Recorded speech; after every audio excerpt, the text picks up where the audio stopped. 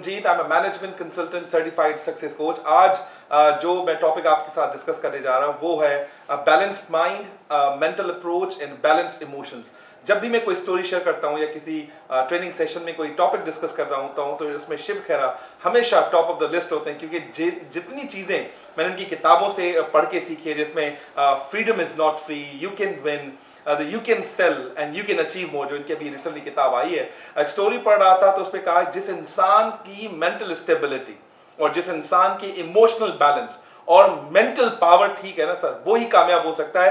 कभी कभी आपकी नॉलेज फेल हो सकती है, आपकी क्रेडेंशियल्स, एजुकेशन फेल हो सकता है, लेकिन आपका मेंटल बैलेंस और इमोशनल बैलेंस, जिस दिन ये इम्बैलेंस हो गया, आपकी सारी क्रेडिबिलिटी लूज हो जाएगी। तो इसके लिए मैं आपके साथ स्टोरी शेयर करूंगा।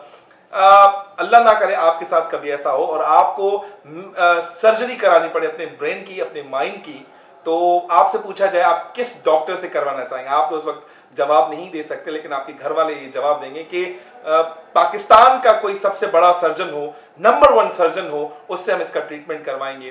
तो मेरा आपसे सवाल ये है कि अगर आप मेरी बात सुन सकते हैं और इस कंडीशन में आपके और रियलाइजेशन है, तो आप क्या जवाब देंगे? नंबर 1, नंबर 2 और नंबर 3? ऑब्वियसली आपका जवाब होगा कि मेरा जो ट्रीटमेंट करे वो नंबर 1 डॉक्टर करे, क्योंकि जब वो ट्रीटमेंट करेगा तो उससे लेवल ऑफ सेटिस्फैक्शन बढ़ेगा। तो मेरा सवाल अगला ये है कि क्यों आपने नंबर 1 चुना?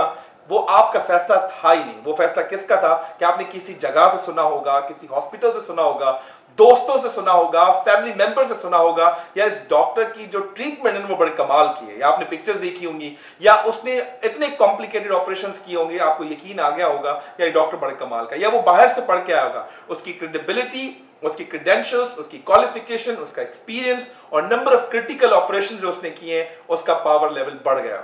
लेकिन इस स्टोरी को थोड़ा ट्विस्ट करते हैं, इस स्टोरी को थोड़ा चेंज करते हैं। अब वही डॉक्टर हो नंबर 1 जिसकी आप बात कर रहे थे, और नर्स आपके पास आती है, वो कहती हैं डॉक्टर साहब तो अवेलेबल हैं, लेकिन लास्ट नाइट उनकी वाइफ की डेथ हो गई। वो हैं तो बड़े माहिर डॉक्टर, बड़े एक्सपर्ट हैं, सब कुछ कर सकते हैं, लेकिन उनका मेंटल लेवल और उनका जो लेवल ऑफ फोकस है, इमोशनल लेवल है, वो काम पे नहीं है।